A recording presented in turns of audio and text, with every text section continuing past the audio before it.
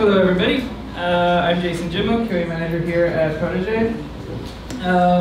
Bit of an anecdote. I was thinking about having a different title for this. When I first started working here at Protege, one of the first bugs I ever wrote up, a developer referred to it as a complaint. And that I was thinking about, maybe I should call this How to Be a Better Complainer. But I don't know. This would be a better title. But anyway, what we're going to go over today. Uh-oh. Still doing it? Space? First bug. First bug. First bug. Write it up. Yeah, okay. So yeah, basically what we're going to go over, we're going to do a brief overview of what a good bug report is, how we should present these good bug reports that we found, and the effectiveness of when we present these good bug reports, and the importance of soft skills in a business environment. And also the meaning of signing off on a project for QA. I put quotations there on purpose, and I'll get to that later, but just know that it was there. And what essentially is the green light process. So, show of hands, or who wants to volunteer? What's an aspect of a good bug report?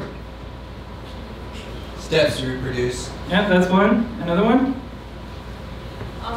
First, we have to create a ticket, and we have to, in report, we should write whether it is showstopper or it is potential showstopper, so that the other person will know the criticality of the result. So, potential risks, or if it's a showstopper or a blocker, that's a good one. It's the name. I'm sorry? It's the name of the bug. The summary, yeah. So, those are pretty good valid points. The name. Essentially, the summary has to be clear and concise. We don't want a vague title, right? The page doesn't work, doesn't really tell me much. We need to be more specific. What about the page doesn't work? Is it a failed API call? An asset isn't loading, something like that. Clear steps to reproduce. Pretty much essential to the bug report. If steps to reproduce are pretty much clearly communicated, the developer can also clearly understand what the bug is. And also that it's timestamped, that it was logged, when and where this bug happened, prerequisites for the environment, what version of this application or software this bug was found, if it was specifically software related, what kind of hardware was this bug found in, if it's a website, browser, etc. Another important thing is attachments, screenshots, videos, logs, anything that can help simplify or help anybody else understand what the issue is, and then that the bug is also labeled in the bug tracking system. So you can reference it and follow up on it later. Just to give a quick example, this is a bug report from one of our projects. It is the browser extension project for the Swagbucks website. As you can see, it's a pretty clear summary. Extension does not stand down at checkout. Pretty much clear what the issue is. There are steps to reproduce, a link to a video. It was logged particularly at a date, and what versions that this bug affects. Depending on where you go, this could vary, but pretty much all the essential information is here. Now, how many have you ever, well, show of hands, who's worked in a QA or worked as QA before? Okay, so like a good chunk of you, 70, 80%. So of the people who have worked in QA before, how many have you ever, when you found a bug, you immediately reported it to a developer? All right, quite a few of you. Not to, let me see, not to, well, what you may have actually done is if you interrupted or went up to a developer directly and reported your issue, you may have actually interrupted their line of work. And then in a business environment, well, what you essentially did is you put value of your work over theirs. And it's kind of not conducive to a work environment. But before you present your issue, you have to start thinking about, is this bug worth interrupting someone else's work, right? Is this bug preventing anyone else from testing on the project? Is this bug considered critical functionality? Is this going to affect any other major portion of the site or application? You need to start thinking about these things, whether or not if the bug is worth mentioning, but also to remember that these bugs need to be reported. Now, I know what you're thinking. If I just tell the developer to fix it, it'll be quick fix, 5 minutes. It's not going to take that long, right? But the thing is, QA isn't necessarily here to prioritize what needs to be fixed, right? We are essentially here to find the issue. And we're not in charge of fixing them, right? And similarly, if we're not in charge of fixing it, then we shouldn't be prioritizing that it needs to be fixed. Prioritization is kind of a team effort kind of thing, with developers, product owners, and QA in mind. Let me give you an example. So you found an issue in your testing environment, and that's basically preventing new users from registering with your product. But when you reported this issue, you have delayed deployment of an urgent fix for existing users. Now, can somebody volunteer and tell me which is more important? Existing users for their experience, or making sure that we can still register new users? Anybody? Correct answer is, I don't know. We always, as QA, we don't have all the metrics to make sure that we have all the right things that we need to be prioritizing, right? We don't have we're not sure what the company is in favor of, what is considered to be the core functionality of the site, or what generates more revenue, these kinds of things. But I know what you're thinking. If I, QA, don't report this issue, then I'm going to get blamed for it when it gets found in production, right? Well, there are some ways that you can mitigate that, right? You can record the issue, and as you record it, make sure it's discussed with the product owner with the risks involved, right? If this issue doesn't get fixed, areas of XYZ are going to be affected. And that once the product owner is aware of the issue, they can make the decision of whether or not it needs to be addressed. Essentially, QA is here to bring about facts, bring about issues for the product, right? QA is here to own the defects. And what I mean by that is that we own the fact that we found the defect and the areas that it could affect. But we're essentially not here to decide how it is addressed. And that I want to reiterate that the process of deciding what gets addressed is a team issue, or is a team effort. Which brings me to my point about the green light process. So,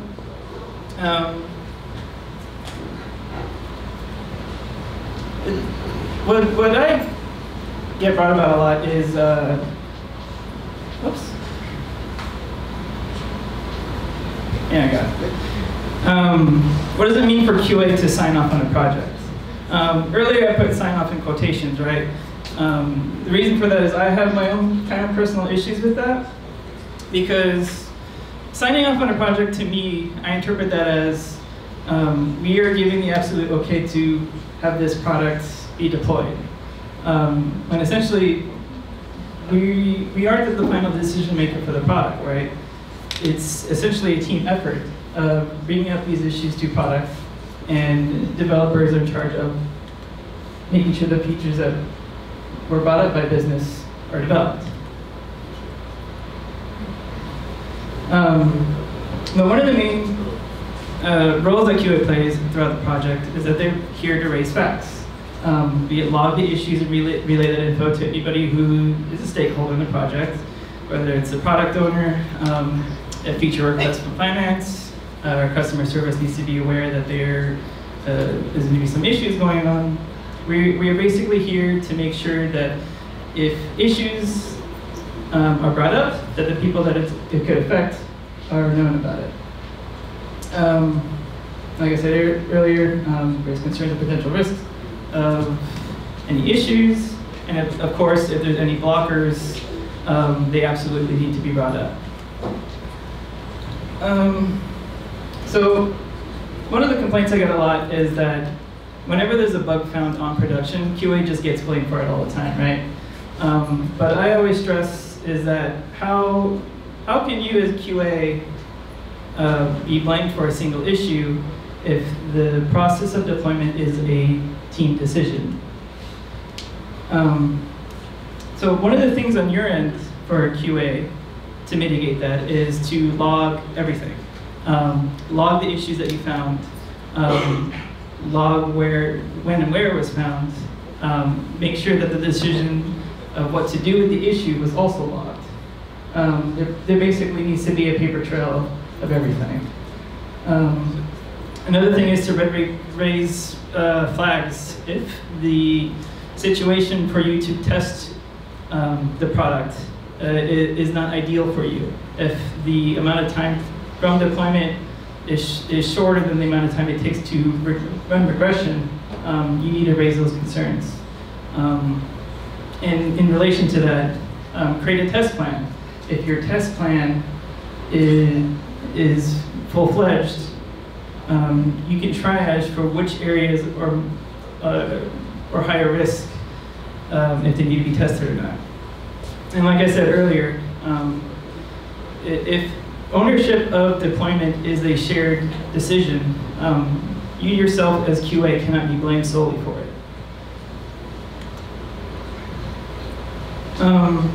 So on with the shared decision of deployment, essentially what the green light process is a team decision.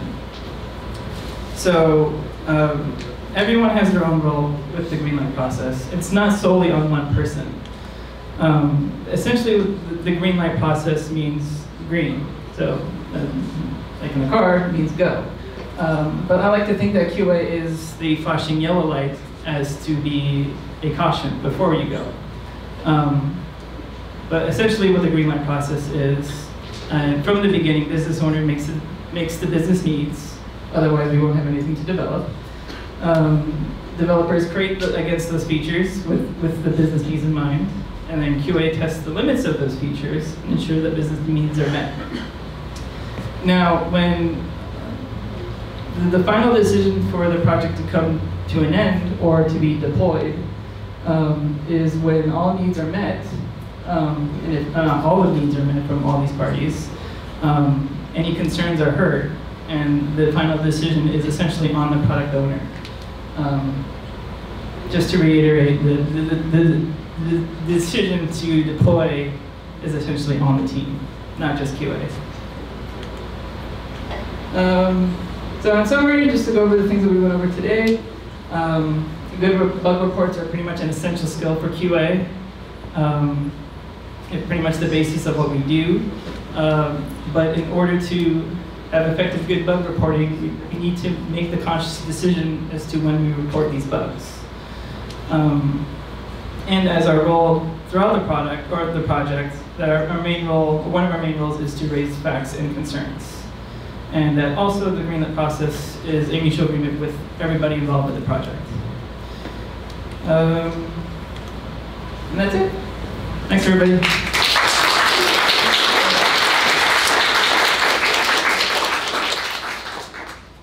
And these are our job listings right now. We don't have any QA spots open, but if anyone else is interested in these fields, we have them available.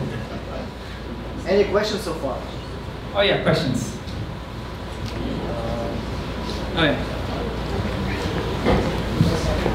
Huh? Oh, this one? Yeah, thank you for presentation, for your invite today. The question is, how can you make sure that all the bugs that you log, all the paper trail that you log, just not going into the black hole of backlog in Jira? Right.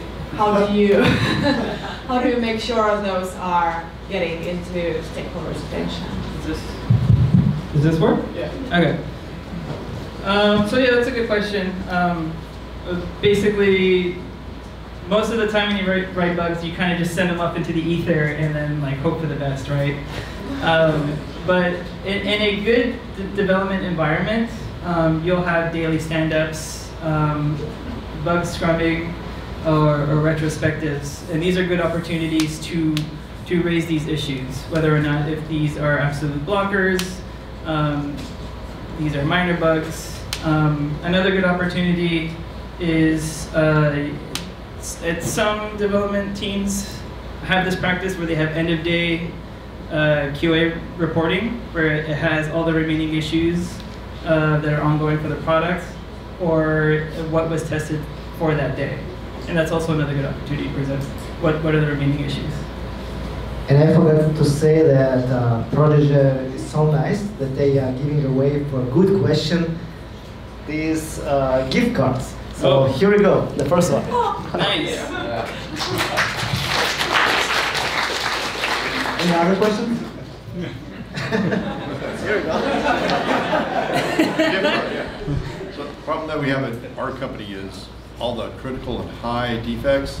The product manager tries to get them lowered to medium and low, so it goes into production. Then you open up tickets saying that it's critical or high, and why did QA miss that? Well, yeah, basically the question is product delegates what you believe is a blocker, and or you delegate what you believe is a blocker, and then they prioritize it as a low risk or minor issue. No, they put it as a high risk. Then right before it goes ready to be deployed, okay, we'll put it as medium so it gets deployed, and then production, then they raise it back to a high. Yeah, so right before deployment, they lower the priority, and then raise it back up after deployment. That sounds mean. And then they blame QA. Yeah. Well, that's why we have, Jira is a really cool tool for that. Jira logs every change in history of a field for issues like that. Yeah, we use ALM.net quality center. Does that have history tags? No, we're going to be switching to Octane, which is the new Micro Focus thing. Yeah, if that's the case, always, like I said, log when these changes are made, either in an email. You can have at the end of day reporting of not only what the issues are, but their prioritization. Yeah, we do that. They just still. Yeah. Well, like I said, you can always reiterate that the decision to deploy is on the team, not just QA. Like I said, green light process is shared ownership. We can't be responsible for everything that gets pushed to deployment or pushed to production. Otherwise, we just own the product, right? But yeah, log everything you can. But so you're saying you keep a paper trail? Yes. Oh, CYA, cover your butt. Yeah. Thank you. Yeah, the sad part that this shared responsibility is not implemented in all companies, you know. So some companies, they're still using that. QAs are the last line of defense, or like they can blame them. Okay, you missed the bug. Yeah, I don't agree with that line of reasoning, because last line of defense also implies that like we're the people stopping you from deploying, right? Which we're not. We're not the people that make the decision to deploy. It's always shared ownership, and always try to push that idea. So, question: you guys are talking. Hello.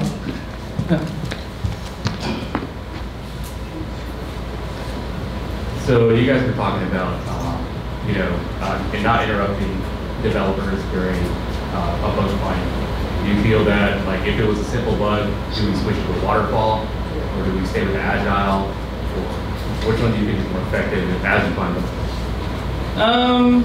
Whatever the business needs, more effective.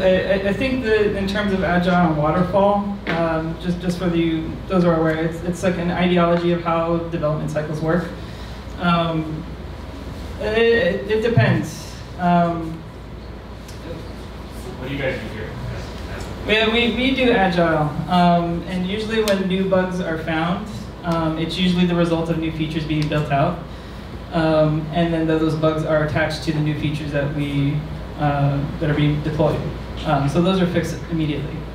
But for minor issues, they are written up as a bug report, and that in daily scrums these issues are brought up, or if in a grooming session or planning session for a sprint, for us this is 2 weeks, QA has the discretion of bringing up these issues. And then product decides whether or not we should prioritize these. What about when the QA team is too large, like covering multiple platforms, like OTT, mobile, console, web? Well, we do it here differently. Well, our QA team isn't that large. We're about like 12 people for, I want to say, like 8 different sprint teams. So each QA person is in charge of a different portion of the site. So each QA person has the discretion of bringing up issues. But if I'd say if things get larger to a scale, we can always have lead QAs in charge of, bringing up concerns, raising flags, that kind of thing. So just have like representative versus everyone is bombarded. Yeah, it'd be like a town hall instead of like a single idea. Thank you. All right. No more questions? All right. Thank you very much. So thanks everybody.